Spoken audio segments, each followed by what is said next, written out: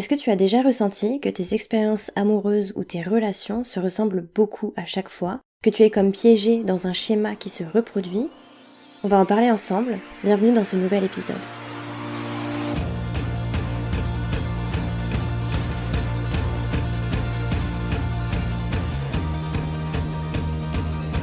Amoureusement vôtre, épisode 5, les schémas amoureux.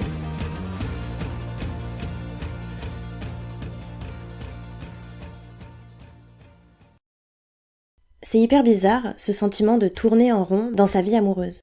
Des fois, tu peux avoir l'impression de tout bien faire, ou du moins de faire de ton mieux, mais malgré ça, rien n'y fait, ça ne marche pas, pour plusieurs raisons.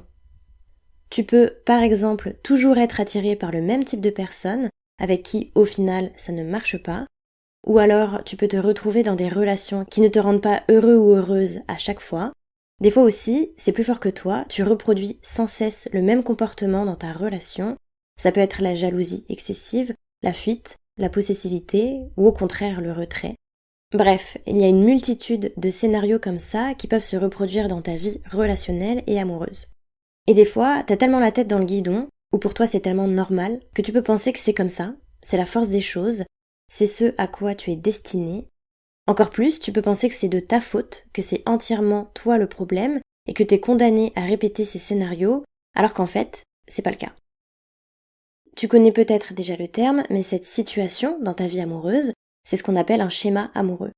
Et si tu en reproduis un, c'est pas par hasard, et c'est pas destiné à être éternel. Pour cet épisode, j'ai eu la chance de discuter avec Sandy Kaufman du podcast S'ouvrir à l'amour, une coach autour de l'amour, et justement autour de ces schémas amoureux. Alors tu verras, dans cet épisode, on parle en général de ce sujet ultra intéressant, mais on l'illustre aussi beaucoup avec mon expérience personnelle.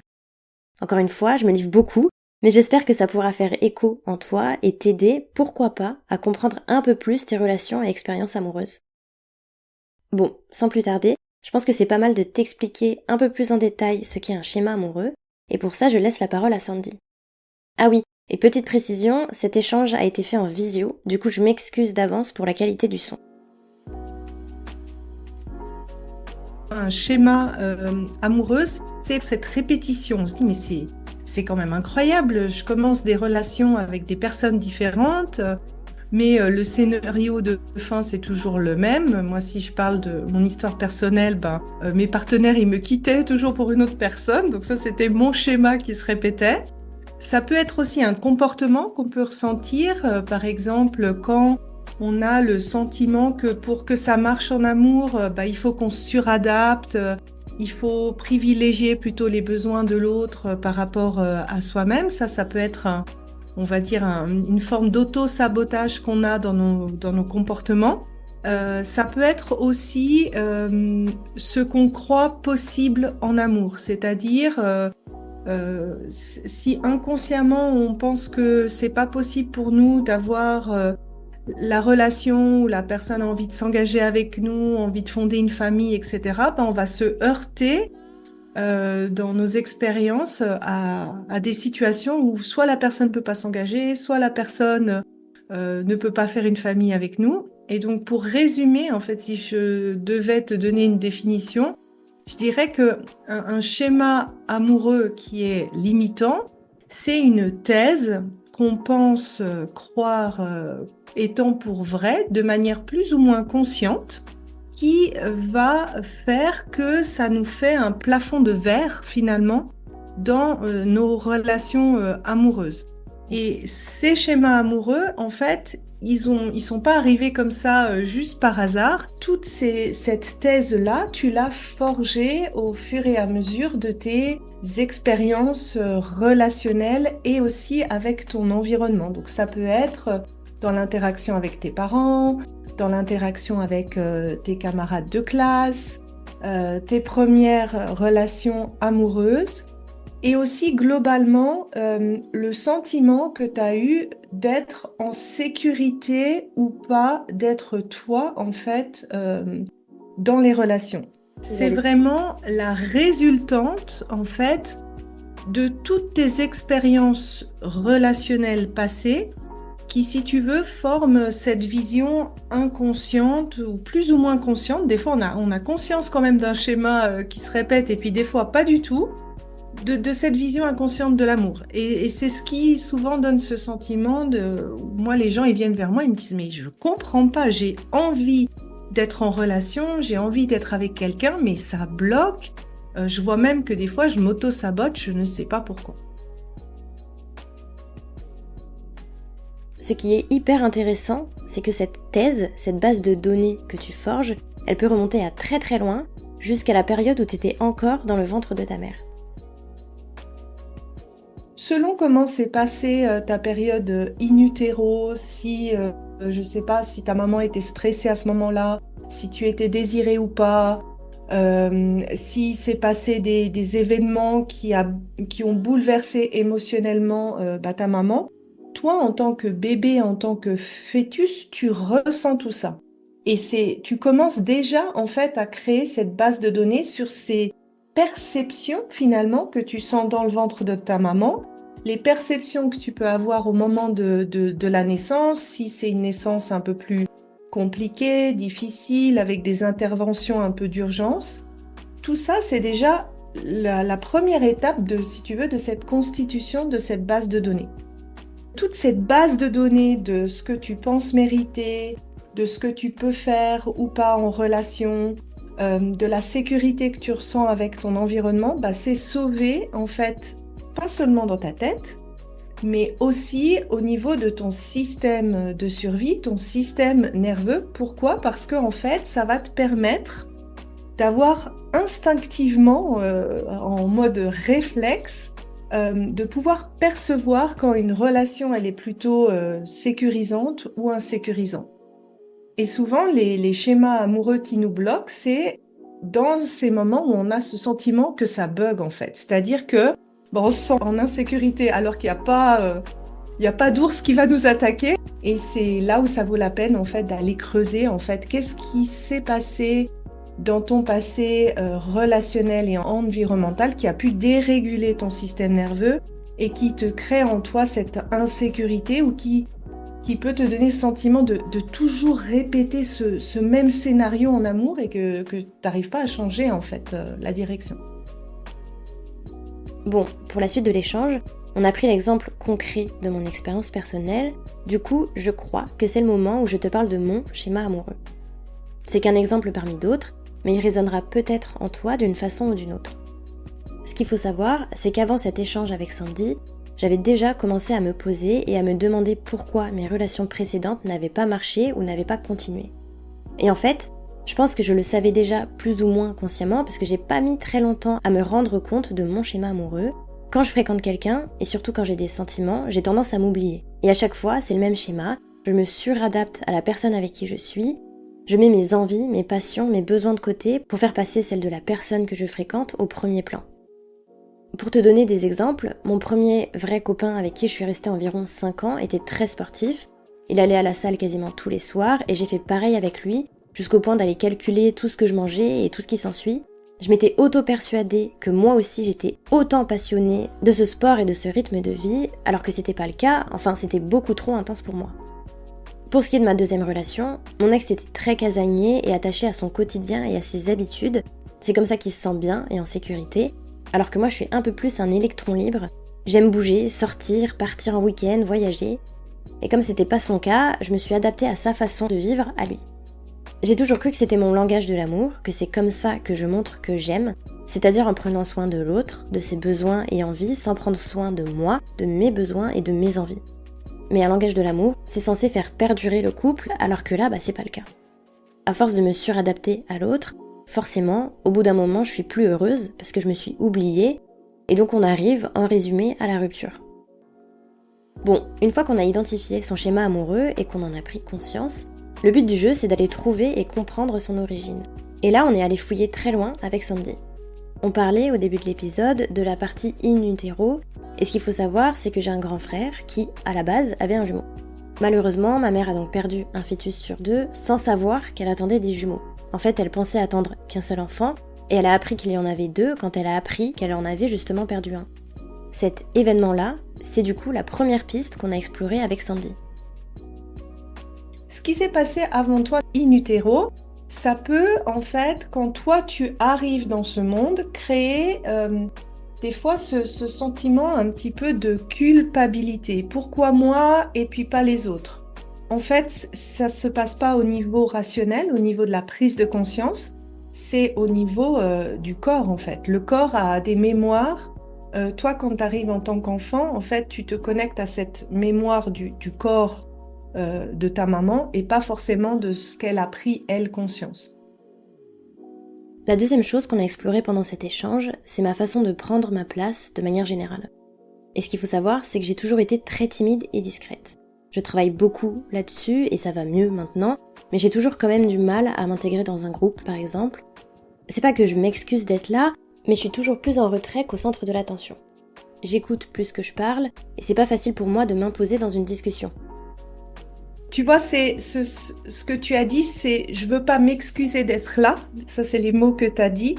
Ça veut dire qu'il y a souvent un lien avec ce qui s'est passé avant toi in utero. Et peut-être, si le jumeau qui est parti, c'était aussi un garçon, peut-être que pour toi, tu sens que ça s'amplifie en fait dans tes relations avec le masculin, dans le sens où, eh bien, comme moi, en fait, finalement, comment enregistre ton système de survie? Il enregistre les choses un peu brutes de pomme. J'ai eu le gros privilège d'arriver et d'être en vie et d'être accueillie et chouchoutée, alors que un des masculins avant moi n'a pas été accueilli, n'a pas eu le droit d'avoir la vie. Donc je vais essayer de rétablir cette injustice en privilégiant toujours le masculin par rapport à moi, parce que j'ai déjà eu, si tu veux, tellement de chance d'être là. Et ça pourrait par exemple être une première explication de pourquoi automatiquement tu te suradaptes. La première origine possible de mon schéma amoureux, c'est donc ce qui s'est passé avant ma naissance. Mais on en a aussi identifié une deuxième, et pour ça, on a parlé de mes parents.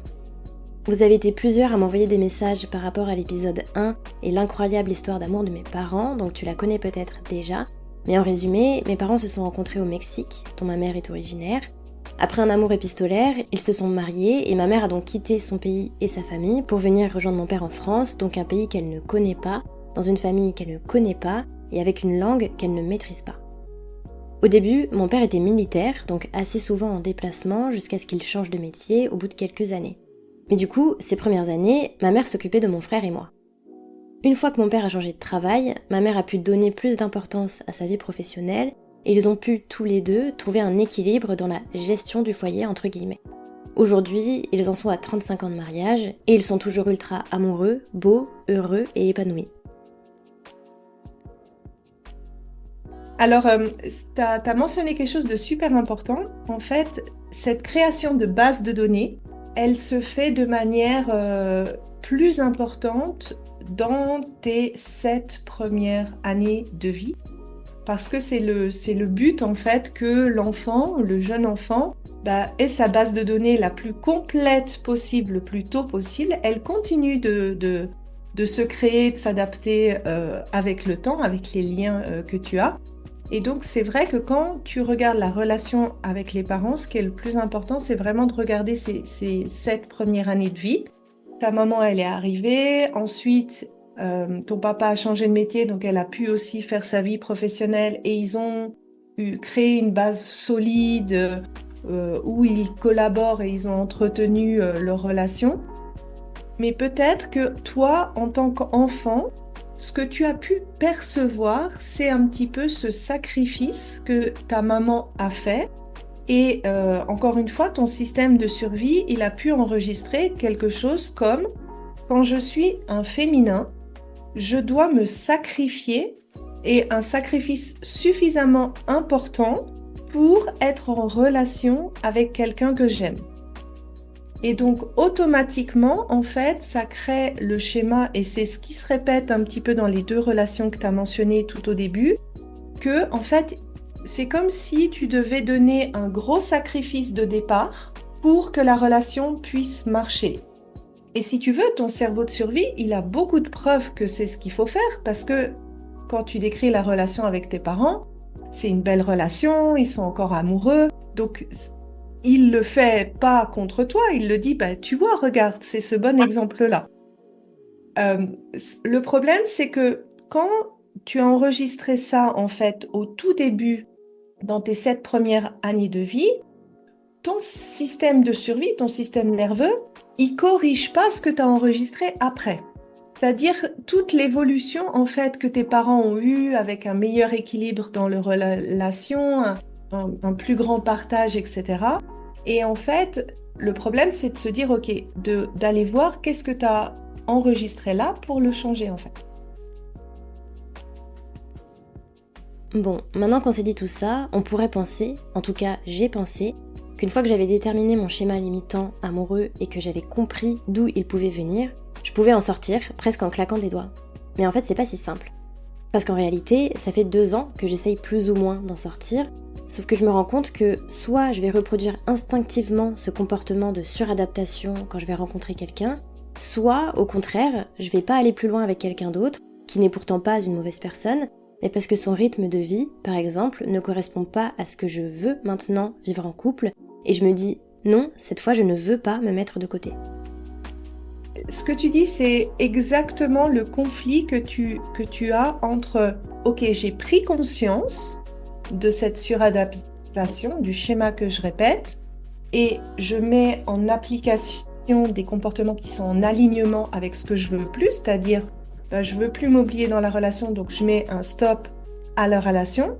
Le problème, c'est que ça résout en fait toute la partie de tes comportements, mais pas la partie de tes schémas amoureux, c'est-à-dire ce que tu crois être possible dans tes amours. C'est-à-dire que si dans tes schémas amoureux, l'image que tu as, c'est le féminin doit se sacrifier pour qu'une relation marche, en fait, ça va te faire alterner entre des relations où tu te sacrifies et beaucoup de relations qui vont pas se concrétiser, si tu veux, tu vas enchaîner parce que cette fois, tu t'oublies pas. Et en fait, l'idée, c'est bien sûr de mettre en place les comportements que tu mets, mais d'aller un peu creuser plus loin, d'aller travailler en fait sur ces schémas amoureux. Et pour moi, ça passe par travailler sur le corps et le système nerveux. C'est justement pour éviter cette contradiction ou ce sentiment de dire, mais je comprends pas, consciemment j'essaye de changer, mais ça change pas en fait. Parce que c'est pas sauvé au niveau de ton cerveau rationnel, c'est sauvé au niveau de ton système nerveux, c'est un tout autre endroit en fait.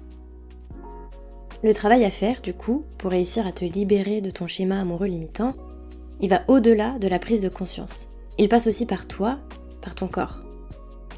En fait, il y a 2 choses que tu peux faire. Il y a vraiment un travail avec si tu veux, moi, les personnes que j'accompagne, elles viennent vers moi une journée complète où, sur la base de ce schéma, on va voir tous les événements. Souvent, c'est pas un seul événement, ou alors ça peut être un seul événement si c'est on dit si c'est un trauma avec un grand T, donc quelque chose de tellement submergent où tu t'es tellement senti en insécurité, mais la plupart du temps, c'est la répétition d'événements que tu as perçus qui font que tu as ce schéma. Et pour corriger ça, ça demande de vraiment aller dans ton passé, de voir comment tu as réagi face à ces situations-là, quel a été si tu veux, ton mécanisme de protection à ce moment-là. Et ça va ça va être une indication pour savoir où est-ce que c'est sauvé dans ton corps. Et souvent, les personnes sont surprises de voir à quel point, en fait, c'est viscéral, en fait. La personne, elle le sent vraiment au niveau de leur ventre, de leur corps, que, en effet, il y a quelque chose, il y a vraiment un stress. Et l'idée, c'est de laisser le corps finir de processer ce stress-là pour qu'il n'y ait plus, en fait, ce réflexe de survie qui arrive quand tu te trouves devant certaines situations. Quand ça s'est travaillé, en fait, tu as fait ce qu'on appelle un travail sur ton passé et c'est réglé. Et après, l'autre chose que tu peux faire, en fait, c'est d'apprendre à repérer, en fait, tous ces moments où tu sens que ce qui se passe rationnellement et ce qui se passe dans ton niveau de sécurité, c'est pas au même niveau. D'apprendre en fait à remettre ton système nerveux dans l'état de sécurité, puis ça passe par accueillir ce que tu es en train de ressentir, accueillir ton émotion. Si tu sens que ça devient trop submergent, trop intense, eh ben apprendre en fait à te réguler. Et réguler, en fait, ça veut dire quoi? Ça veut dire qu'il y a plein de choses qui t'aident en fait à retrouver la sécurité. Alors un moyen qu'on a tous à disposition, par exemple, c'est ta respiration. Ta respiration peut influencer la régulation de ton système nerveux, donc c'est super, on l'a à disposition tout le temps. Mais ça peut être aussi de t'orienter dans l'espace. Il y a plein de manières de le faire, ou toi d'aller appeler une amie, de te rassurer. Ça, on va dire, c'est toutes des choses que tu peux mettre en place quand tu as ce sentiment de OK, là, ce que je suis en train de vivre, je sens bien que rationnellement, il n'y a pas un ours qui est en train de me foncer dessus, mais que je me sens totalement dépassée par la situation et que je suis en train de perdre de pied. Moi, je le sentais comme la boule au ventre et puis le sol qui partait sous mes pieds.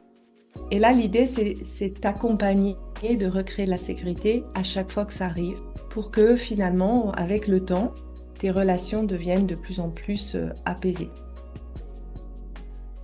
Pour terminer cet épisode, j'aimerais insister sur le fait que si tu vois que tes relations ne fonctionnent pas, ce n'est pas parce que tu ne le mérites pas.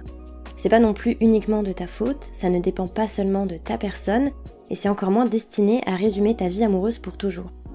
Ça vient de quelque part, ça a une vraie explication, et ça peut s'arranger. Être heureux ou heureuse en amour, ça n'est pas que pour les autres, c'est aussi pour toi.